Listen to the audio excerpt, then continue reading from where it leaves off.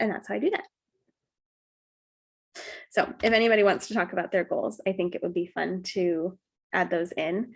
I know one of the things that Lizette and I talked about yesterday was finding a word that you can use to focus on your kid, and focus on their positives and focus on what is good about them, which helps them to feel seen. It helps them to feel safe. It helps them to feel soothed. It helps them to feel secure. It helps build your connection. It helps them to feel accepted by you. It helps them have a sense of belonging. It helps them believe in themselves and have better self-esteem. Like, it actually does all of those things. And so the way that the strategy that we chose to find those words was the VIA Character Strengths Test. So that's viacharacter.org. And you can take an adult test, and then you can change that to kid test, and you can read the questions to your kids.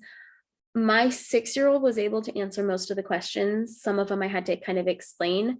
I'm not positive that really little people would really be able to do this, but if you do it and you read through what you get, chances are you will be able to pick one of those strengths that your younger children have. So they look like this when you print them out. Oh yeah, I forgot to say this. There's a thing when you first take the test, and it's like, get your results for $50.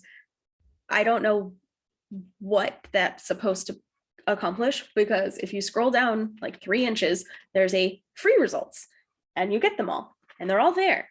So I don't know, but it's not required that you spend $50 to get the answers. It kind of looks like it is, but it's not.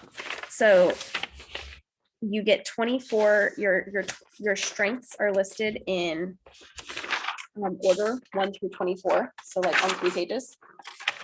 And some of the ways you can do this, one of the ways I thought was really sweet was to put the strengths like on your fridge, so that everybody in the family could be like, oh, I noticed Xavier being loving. That was his top strength. Or I noticed Xavier's creativity today.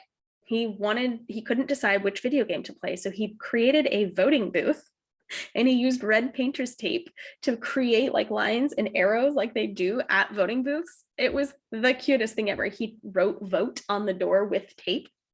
It was hilarious. And then he had the whole family vote on which game he should play.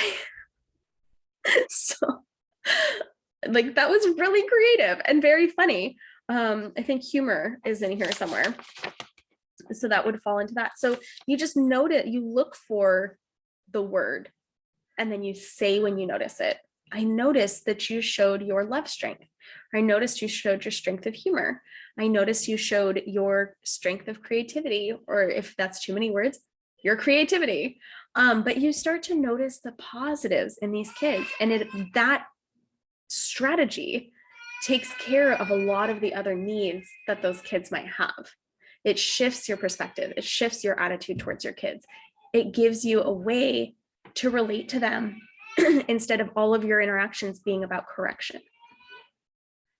So that's the kind of strategies I like, ones that are multifaceted and solve lots and lots of problems all by themselves, and that have to do with you making a change more than trying to control and change the small people in your lives.